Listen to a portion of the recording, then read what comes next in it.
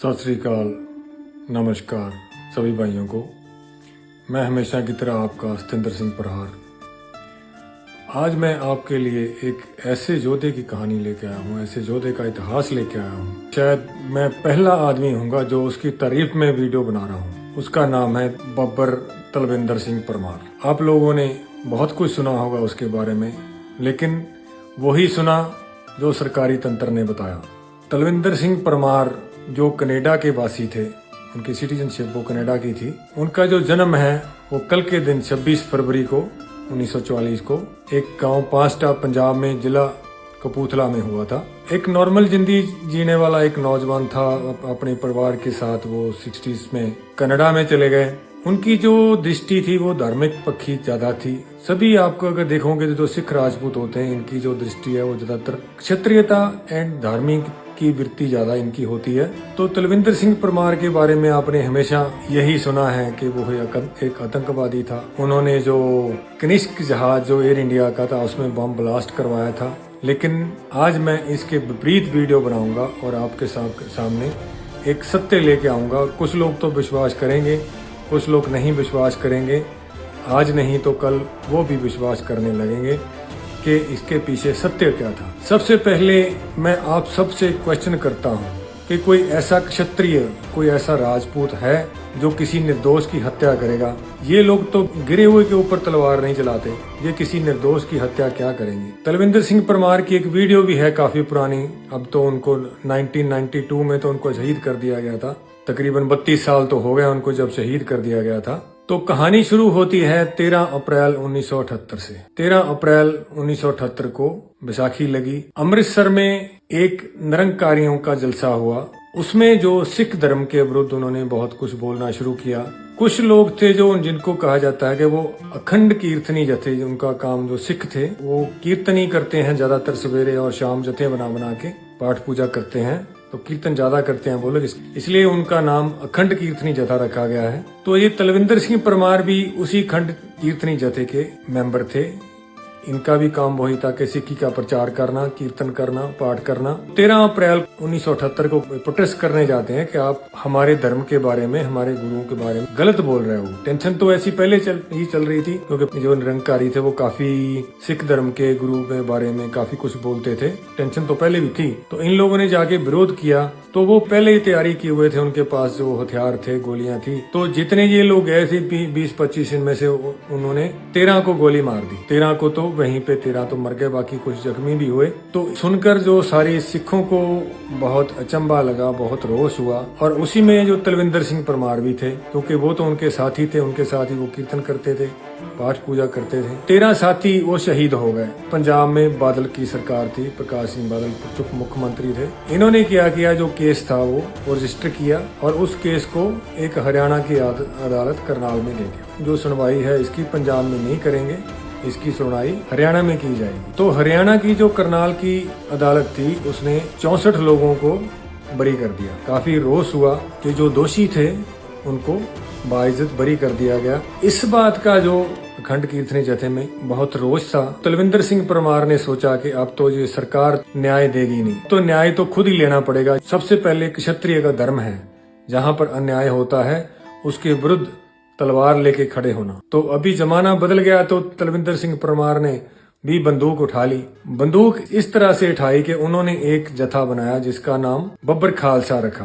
बब्बर खालसा में बब्बर नाम इसलिए जोड़ा गया था कि जब आजादी की जंग हो रही थी, जहां इनका गांव है, इसके जो इर्द गिर्द जो गांव थे जलंधर होशियारपुर डिस्ट्रिक्ट में, उन्होंने एक बब्बर अकाली लहर चलाई थी। बब्बर अकाली लहर में भी बहुत से सिख राजपूत थे। उनमें भी जो काफी लोगों ने उनके साथ गद्दारियां की, तो गद्दारियां करके उनको भी मरवाया गया। जो अंग्रेजी सरकार थी उन्होंने कुछ को ऐसे गोलियों से मार दिया मुकाबले में, और कुछ को उन्होंने फांसी लगा दी। जब ये बब्बर अकाली लहर खत्म हो रही थी, उस टाइम पे एक नौजवान थे जरनैल सिंह परहार, वो भी सिख राजपूत थे। उनका गांव कालरा था जलंधर डिस्ट्रिक्ट में। 2-4 ही लोग रह गए थे। बब्बर अकाली सीनियर थे, वो सारे के सारे अंग्रेजी हुकूमत ने खत्म कर दिए। जरनैल सिंह परहार जो सिख राजपूत थे वो और उनके 2-4 साथी और रह गए थे।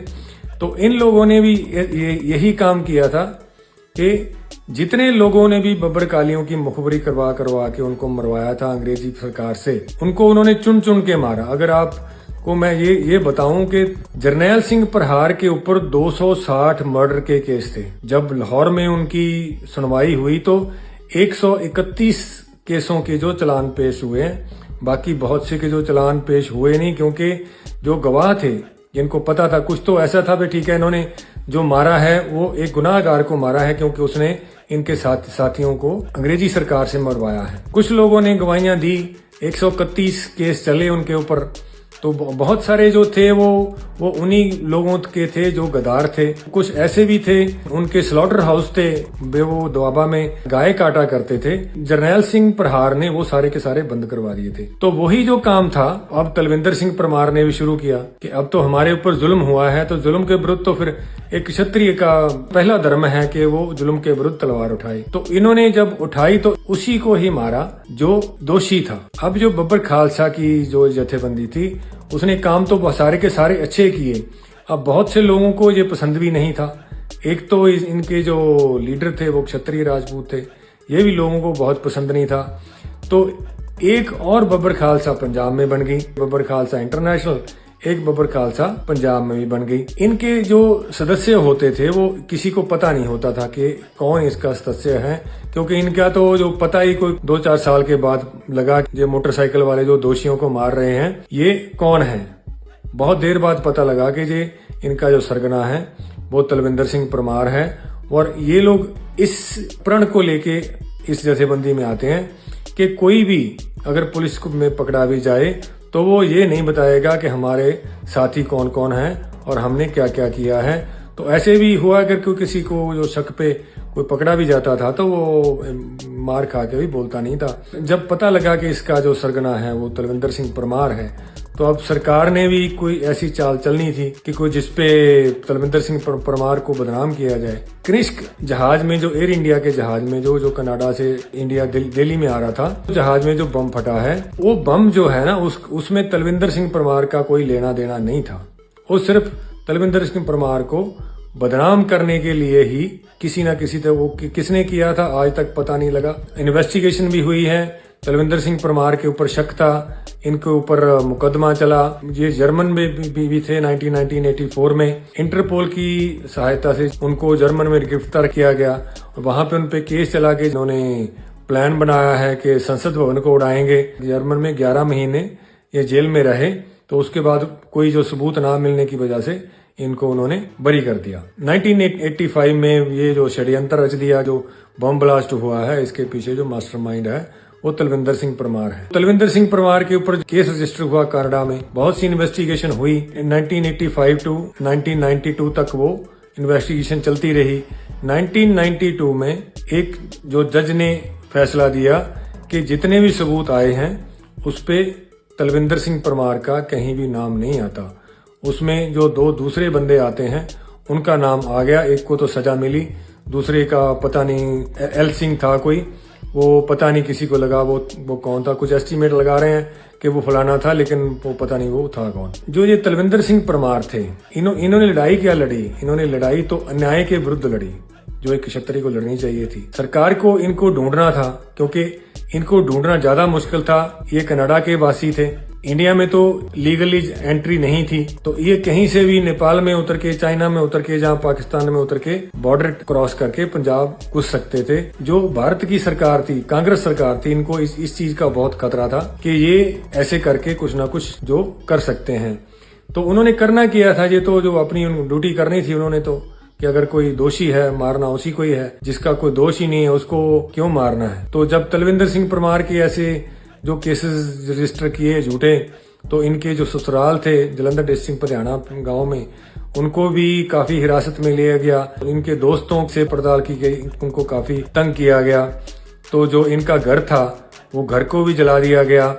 लेकिन जहाँ पे एक बार सोचने वाली है कि तलविंदर सिंह परमार का जो काम था वो दोषी को सजा देना। अभी अगर मारना होता था, जिन पुलिस वालों ने उनका घर जलाया था वो उनको मार भी सकते थे, हथियार तो थे उनके पास। पुलिस वाले भी जो वो अपनी ड्यूटी के गुलाम थे, तो उन्होंने जैसे बड़े अधिकारियों ने कहा तो उन्होंने वैसे कर दिया। तो सबसे पहले जो यही बात सोचने वाली है कि एक क्षत्रिय किसी निर्दोष की हत्या क्यों करेगा। एक इंग्लिश जो जर्नलिस्ट है वो इंग्लिश में पूछते हैं कि जो एयर इंडिया का जहाज में बम ब्लास्ट हुआ है तो उसमें आपका क्या रोल है। तो उनका यही जवाब था कि ऐसा काम तो मैं सपने में भी नहीं सोच सकता। वो बात भी उनकी सत्य थी क्योंकि वो तो एक क्षत्रिय थे। अभी उन्होंने निर्दोष को थोड़ी मारना था तो उसी को मारना था जिसने जो सिखों की कत्ल के दोषी थे, जहाँ उनके जो सहायक थे। एयर इंडिया फ्लाइट में जो सफर कर रहे हैं उन विदोषियों का क्या कसूर था, उनको क्यों मारना था। उन्होंने बताया कि ये किसी एजेंसी की चाल है, मैं तो ऐसा सपने में भी नहीं सोच सकता। तो लास्टली 1992 में 15 अक्टूबर को उनका पंजाब में एनकाउंटर हो गया। तो उन्हीं को 15 अक्टूबर 1992 को उनको शहीद कर दिया गया। तो ऐसे जो योद्धे होते हैं इनको बदनाम करने के लिए जो सरकारी तंत्र है वो बहुत कुछ करता है। अभी तलविंदर सिंह परमार ने अगर हथियार उठाए तो किस लिए, एक अन्याय के विरुद्ध। जो अन्याय हुआ था, उनके साथियों को मारा गया था जिनका कोई दोष नहीं था, उनको इंसाफ भी नहीं मिला। एक और मैं आपको बात बताने चाहता हूँ कि 1992 में जो तलविंदर सिंह परमार को कनाडा की एक अदालत ने बरी कर दिया कि इनका जो कनिष्क कांड में कोई भी हाथ नहीं है। तो वही जो इन्वेस्टिगेशन वो आगे चलती रही। 2018 आ गई। 2018 में जो इंडियन ओरिजिन के एमपीज थे वहां से तकरीबन 17-18 या 20 कितने थे, काफी थे, मुझे अभी याद नहीं है। लेकिन इनके टाइम पे जो इन्वेस्टिगेशन हुई, जो जज ने फैसला दिया, वो फैसला दिया कि तलविंदर सिंह परमार दोषी थे।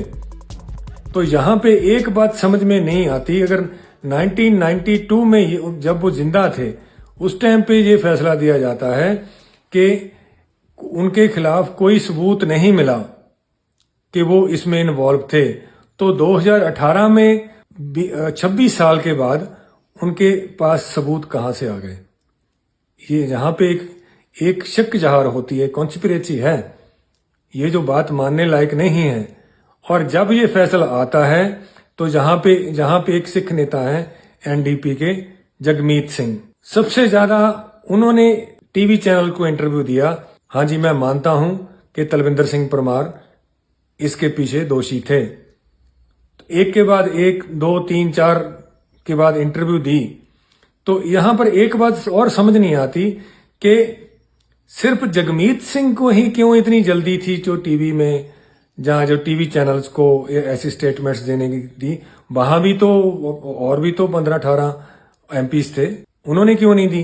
सिर्फ जगमीत सिंह को क्या जल्दी थी ये कहने की कि तलविंदर सिंह परमार इसके पीछे उनका हाथ था। तो यहाँ पे जो एक बात तो सिद्ध होती है कि जो नॉन क्षत्रिय हैं, क्षत्रिय जो लोग हैं, इनको बदनाम करने की कोशिश करते हैं। वो इनको यही करते हैं कि ये अगर इन्होंने अच्छा काम किसी ने किया है, को अपनी कौम के लिए बढ़िया काम किया है, लोग इनकी तारीफ करते हैं, कोई ना कोई ऐसा नुक्ता लाया जाए कि जिसमें ये इनकी बदनामी की जाए कि इन्होंने तो ये निहत्थे को मारा था, इन्होंने तो ये निर्दोष को कत्ल किया था, जबकि वो सत्य नहीं होता। तो इसलिए मैं जैसे भी मैं शुरू में भी यही बोला था कि मैं शायद पहला आदमी होऊंगा जो तलविंदर सिंह परमार के हक में वीडियो बना रहा हूं, क्योंकि मैंने इसके ऊपर बहुत रिसर्च की है। उनके जो इर्द गिर्द के लोग से, उनसे भी बात की है, उनके घर वालों से भी कुछ पे बात की है। कुछ तो उनके घर वाले ऐसे भी हैं कि वो कहते ठीक है ये इन्फॉर्मेशन थी, लेकिन आप हमारा नाम आगे मत लाना, क्योंकि उस परिवार के ऊपर लोगों का इतना प्रेशर डाल दिया हुआ है कि वो सत्य बोलने से चुप रहना ज्यादा पसंद करते हैं। अगर आप भी तलविंदर सिंह परमार को आतंकवादी मानते हैं तो आप गलत हैं। कोई भी क्षत्रिय, कोई भी राजपूत किसी निर्दोष की हत्या नहीं करता। इनका खून तो ऐसा है, ये औरत, बच्चा और बूढ़ा और गिरे हुए के ऊपर कभी वार नहीं करते, तो एक निर्दोष को मारना तो दूर की बात है। सो इतनी ही बातों के साथ हमेशा की तरह आपका सतेंद्र सिंह परहार।